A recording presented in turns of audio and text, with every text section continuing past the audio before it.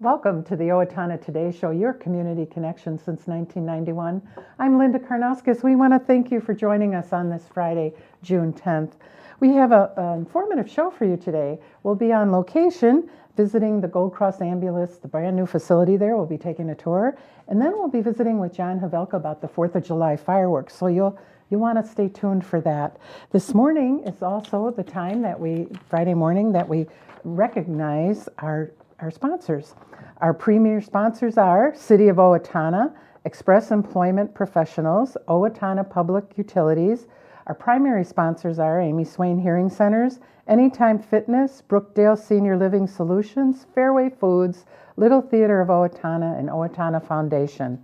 Our interlude sponsors are Abraham Consulting Technologies, Bremer Bank, Brenda Bednar Mortgage Office, Glenn Mager and Michael Mager of the Brick Mager Funeral Home and Medford Funeral Homes, Carlson, Branstead and Company CPAs, ERA Gillespie Real Estate, Fairview Animal Medical Center, Horizon Eye Care, Owatonna Business Incubator, Sign Pro and Auto Trim Design, Steele County Historical Society, Steele County Transitional Housing, the Third Hand Video Productions, Tri-M Graphics and TPS Insurance, and we hope you'll support these fine Owatonna businesses that support our show, and without them, the show couldn't continue.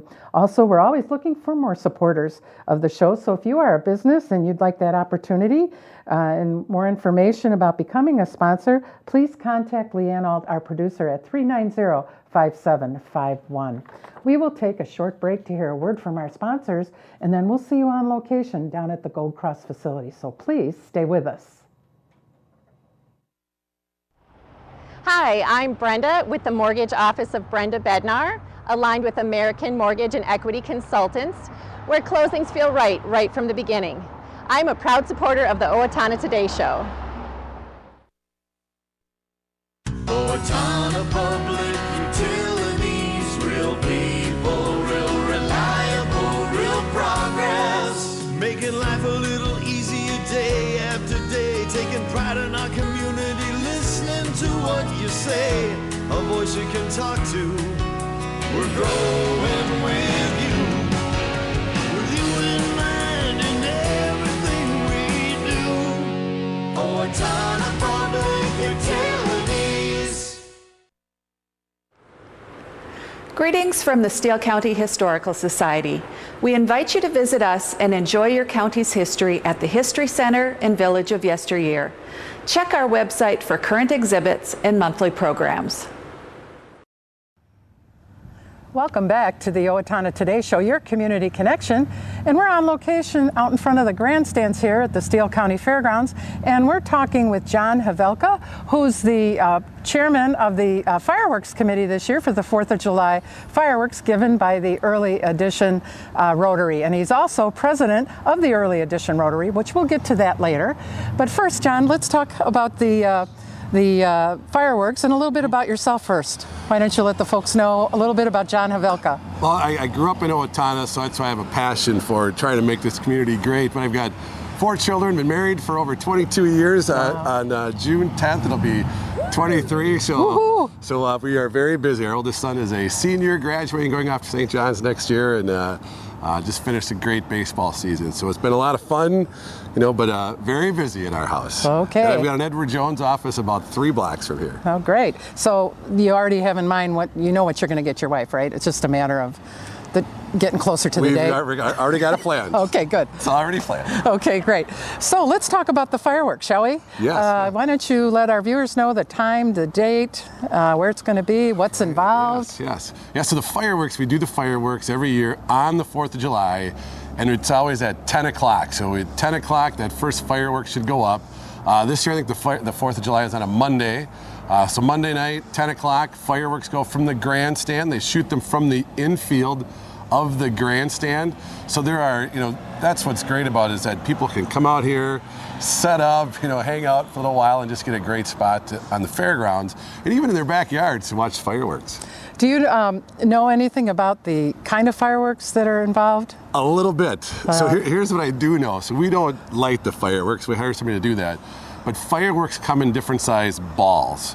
And the larger the ball, the higher up that it goes. And so because of where people sit here, I think the largest that we can do are 6-inch balls or 6-inch fireworks. So they go up, and I don't recall how many feet, but the bigger the ball, the more expensive the firework is. Wow. So there's a combination of the 6-inch, 5, different size balls, trying to get them to go up. And one of our goals is to get them to get up higher so more people can see those fireworks. Right. And they come in here and they sit right.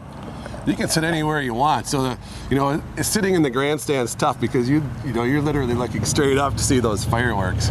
But people do it, and people, sit in the softball fields over here on the Midway, all around the fairgrounds. So it's wherever they can find a spot. It's pretty much okay. You got it. Right. Our fine Owatonna finest will let them know if it's not correct. Exactly. Okay. Yes. I was wondering, do you know what the ones are called that go boom and then they shoot and then they go shh, and then you think you're all done and they go boom. There's a little extra? Yeah. No.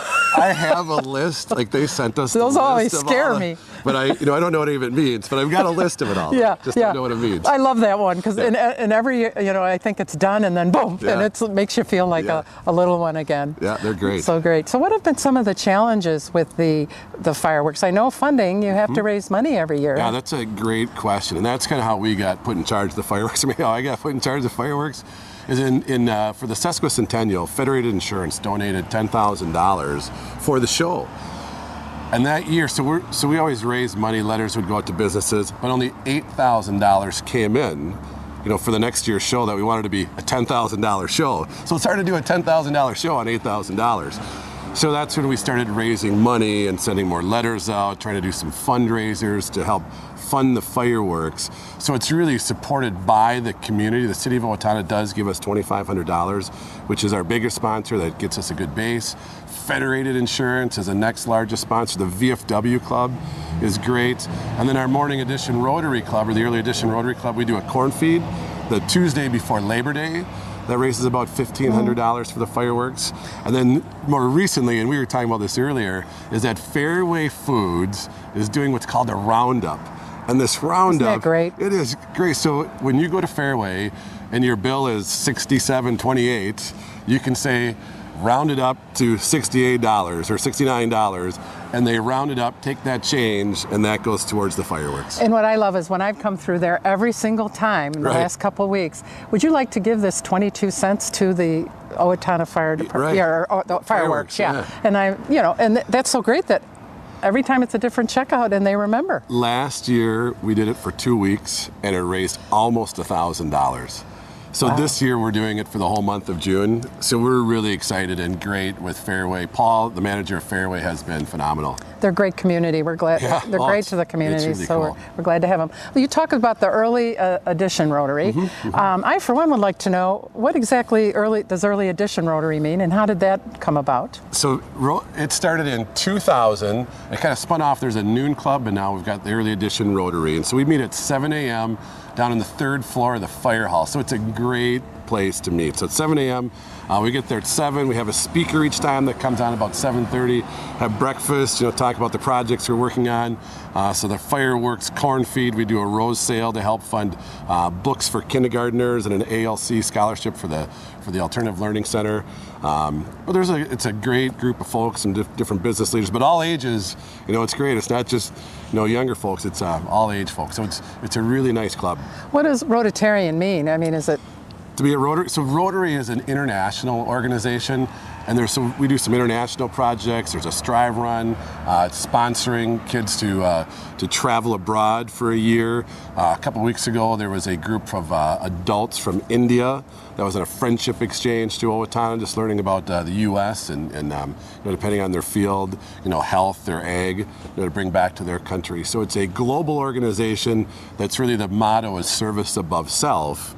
Is the motto with it, and also there's a 4-way test about, is it just beneficial to all concerned, and building goodwill. So is it a type of club a couple can come together at, or is it basically guys and the wives, or vice versa? It's almost vice versa in our club. Like this year, I'm the president, but then Julie Rethmeyer is the secretary, Jane Cabista is the vice president, and Rhonda Gauthier from the chamber is the treasurer. But we do have one couple. They kind of take turns coming when they can. Okay. But yeah, we are love having couples in the club. And how many people attend the club regularly, or members? On average, we've got, we're trying to get to 25 members, so there's maybe 15 show up each time, or that are in town or around to show up for each meeting. So if I understand you correctly, early edition means because you meet in the morning. We meet Very in the morning. simple. Right, Don't read more into it. Early. Right? Top of the morning. So is there a nooner? Is there a noon club? Yes, there is. They meet on Mondays. Yeah, they're a much larger club.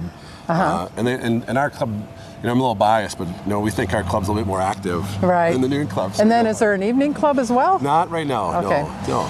Historically, in the past, has the Rotary been involved politically?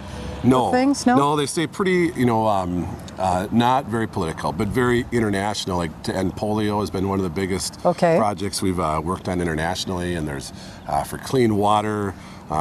So there's a lot of international projects that we've worked on. Okay. But try and stay non-political. So for all those that want to come and join the Rotary, because you're such a great president, right? Yeah, and they're all just loving this right now. What makes the Rotary stand out? What are they known for? I think just that service above self and the volunteer work that we do. Okay. It's kind of these projects like the fireworks and the reading books and getting all the kindergarten kids books, and we do a Strive Run and the mentorship programs. And it's really, most of it is directed towards children and helping kids. Okay. But it is a global organization, which if you wanted to get to a Rotary meeting in Rome, go to Rotary meeting in Rome if you want. Oh, good. Well, we wish you continued success there. Can we jump back to the fireworks a little bit? Yes. What have been some of the challenges with putting on a show like this year after year? So the biggest challenge is fundraising the money and getting, and we don't have a very big club, so we don't have a lot of volunteers that can go out and actually do the fundraising. So that's our biggest challenge, is just getting, because we're very active, but we don't have a lot of people. So it's hard to maybe do more things and have more fundraisers for the fireworks. So that's our biggest challenge, is just having enough people to do the fundraising. And this year, the guy that does the fireworks, he died. So now his son is going to do it this year.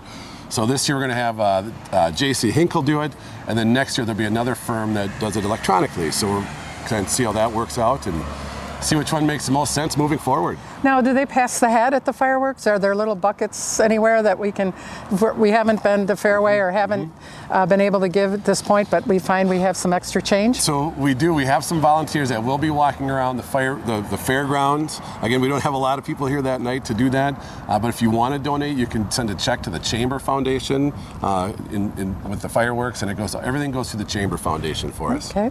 Now, if I wanted to join the Rotary Club, who would I contact? You can talk to me 7 a.m. Wednesday morning. Show up and join us. We'll buy you a cup of coffee and breakfast. Sounds like a great deal. It's a great deal. Well, thank you for all you do for our community. Yeah, I love doing it. We appreciate it.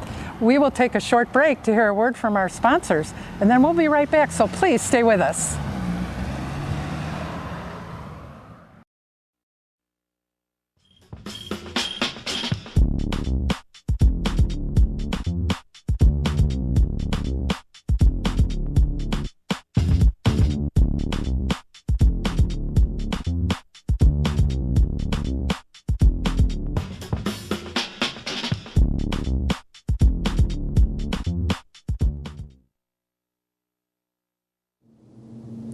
Looking for that perfect birthday party idea for your child? I have exactly what you're looking for, a pool or gym party at the West Hills Tennis and Fitness Center.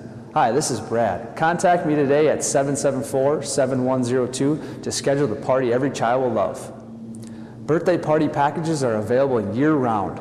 West Hills Tennis and Fitness Center, encouraging and promoting a healthy lifestyle. Hello, I'm Glenn Mager. And I'm Michael Mager with the Brick Mager Funeral Home and the Medford Funeral Home. At Brick Mager, we are privileged to have served the families of Steele County community for 118 years. Whether you choose traditional burial or cremation, we promise the tribute your loved one deserves with the peace of mind that you require. We are proud to be part of the Owatonna Today Show. Hi, this is Barry Gillespie, president of ERA Gillespie Real Estate, where our pledge is to save you money, save you time, and simplify your life. And we're proud supporters of the Owatonna Today Show. Hello, I'm David Einhaus with the Owatonna Foundation. Thank you to all of our donors who have helped make Owatonna a better place to live. Will you join us today with a financial gift? Owatonna Foundation is a proud sponsor of the Owatonna Today Show.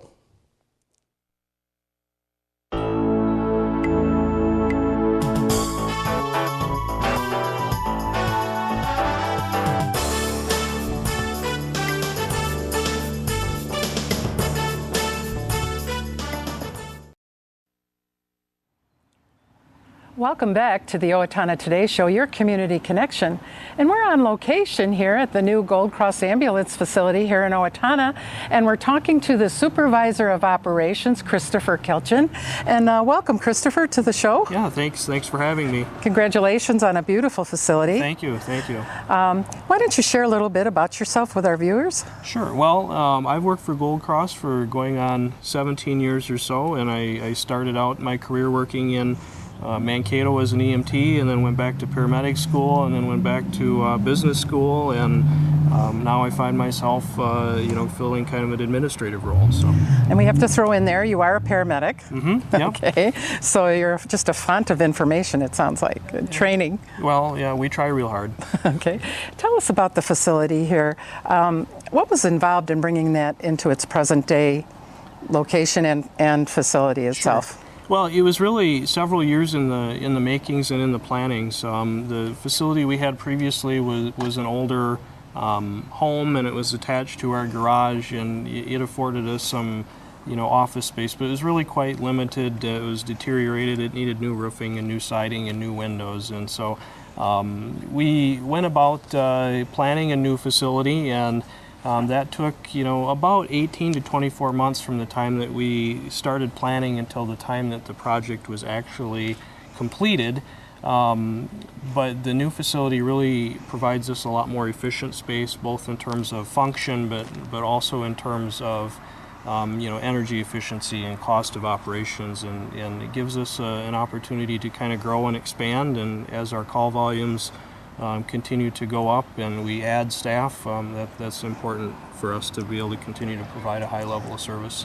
Now, Gold Cross Ambulance, that is a division or a company of Mayo Clinic? Yeah, Gold Cross is a wholly owned subsidiary of the Mayo Clinic. Mayo Clinic bought Gold Cross Ambulance in 1994, and we've been a part of Mayo Clinic ever since. Yeah. And the facility, the funds raised for that came from the business of Mayo Clinic, correct? It did, yep. It all came through our own internal capital budgeting and funding, and there was no taxpayer dollars or anything that went into this facility to subsidize it. It was all part of our normal budget process. Okay. So now you have this gorgeous facility, hardworking, functional. Mm-hmm. You house how many ambulances here? We keep 4 ambulances here on site. Yep. And how many staff? We've got 15 full-time staff that work out of this location and 9 part-time staff. So I think that's a total of 24 or 25 if my math is quick on the fly. So. Okay. Could you break down the staff for us in regards to what their function is? Sure. Well, we have both EMTs and paramedics working at this facility, and so EMTs are able to provide basic level life support service, and the paramedics, of course, provide the advanced level life support care.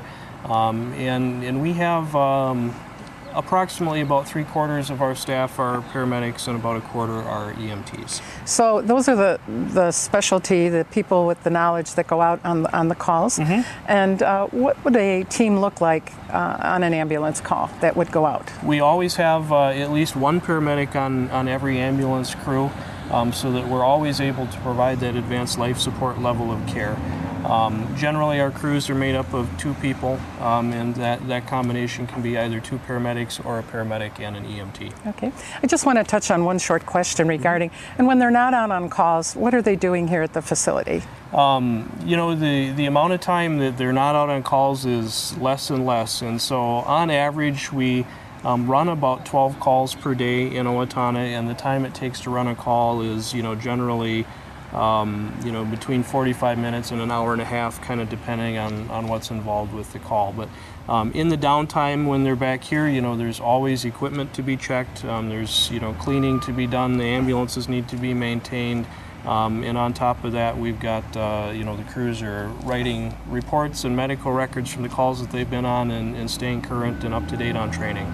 So there's a lot to do other than just going on calls. It's an all-encompassing job. Oh, Things absolutely. looks impeccable here and clean, and the ambulance are nice and shiny, and Yes, yep. things look good. Yep. So now you have the facility and you have the staff. Can you take us through a call? Sure. What happens on a call? So generally speaking, when someone calls 911, the call's received at the Steele Rice County Dispatch Center, which is located in Owatonna off of Pearl Street. And as soon as that dispatcher realizes that it's a medical emergency, they then transfer the call over to our emergency communications center. And then simultaneously they will dispatch any first responders that need to respond, whether it's the police department, the sheriff's department, or the fire department, kind of depending on what the situation is. When our dispatcher receives the phone call at our communications center, they provide what's called pre-arrival instructions. So the dispatcher is able to kind of learn what's happening from the caller and then provide that person with information on steps or things that they can do in between the time that they called and the time that the ambulance arrives.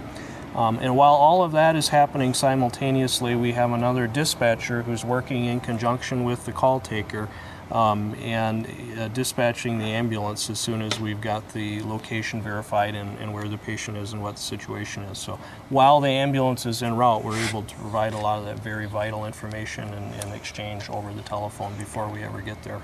And there are, I imagine, a whole variety and levels of severity of calls. Mm-hmm. Say we're at a tragic scene of something. Who determines when the Mayo 1 will be called in? Sure. So Mayo 1 is our helicopter service. It's part of Gold Cross. And oftentimes those responses are determined by our local protocols for auto launch. And so if it's a call that meets a certain set of criteria, we'll automatically dispatch the helicopter just like we would automatically dispatch the ambulance. And then apart from that, any first responder, police officer, firefighter, or ambulance crew has the ability or authority to request the helicopter to respond. Okay. Now we're called in, say here in town somewhere, mm-hmm. at a home, and it could be a very urgent situation. What would you like to see as a supervisor of operations when an ambulance reaches their call site? Sure. Well, it's always very helpful, one, if there's somebody available to kind of help flag us down. Although we have a lot of technology in the ambulance and maps and GPS and all those things, we can generally get into the right area, but what we can't do is necessarily figure out exactly which door provides the best access, or if we should go in through the garage or a back door. And so if there's somebody that can kind of meet us out on the street and flag us down and give us some of that information, it really kind of helps make us get to the patient side a lot more quickly. Other things that can be done, it's helpful when folks secure pets, especially if we've got strangers coming into a home environment. Sometimes dogs and cats can either get in the way, or sometimes they can be protective, and so if pets and animals could be secured, that's helpful. And then gathering up the patient's medications, if they take medicines or if they have any sort of paperwork or medical records at the home, that's also very helpful to us because it helps us kind of understand more what some of their chronic medical conditions and problems might be. Okay. And would you suggest that, could you touch a little bit on DNRs? Sure, absolutely. DNRs are very helpful from our perspective in learning or knowing what the patient's wishes are, or what sort of care they would like provided in the event of an emergency, especially if they're not able to tell us themselves. So if you have an advance directive or DNR order or something like that, it's very important that we have or able to look at the paperwork. And so from a legal perspective, we really need to be able to kind of verify exactly what those orders are. And so, keep that handy. If, oftentimes people will put a magnet on their refrigerator or something, and so it's right there and in front of everybody. Those would be the sort of places that we would look for that paperwork if somebody didn't have it. Okay. What are some of the challenges as a supervisor of operations do you have with your responsibilities? What are some of the bigger challenges? The challenges that we face, from our perspective is, the current situation with healthcare in the country, the costs of doing business continue to rise and revenue continues to go down. And so in addition to those day-to-day operational sort of things, we're always thinking about, how can we make things efficient and still provide a very, very high level of care. And so those are some of the challenges, with staffing or working with the hospitals and other folks and trying to stay on top of an ever-changing world in medicine, if you will. And then we talked just briefly, if you can just touch on some of the points of why it's good to take an ambulance.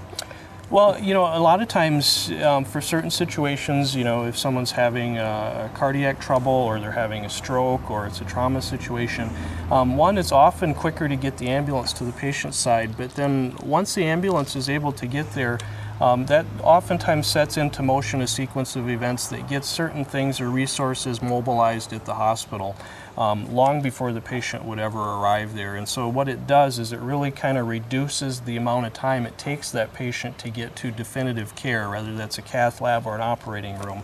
And that's often what makes a real difference in someone's outcome. So. Thank you. You've been just a fountain of information today, and we just so appreciate all you do here in Owatonna to keep us safe. And we want to thank you for opening your doors and giving us some insight. Thanks for having us. We will take a short break to hear a word from our sponsors, and then we'll be right back, so please stay with us.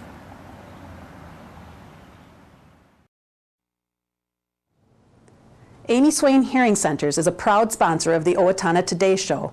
I'm Dr. Amy Swain, and I want everyone to hear better. I'm Deb Gillard with Brookdale Owatonna. We bring new life to senior living in our Alzheimer's and dementia care and our assisted living care communities.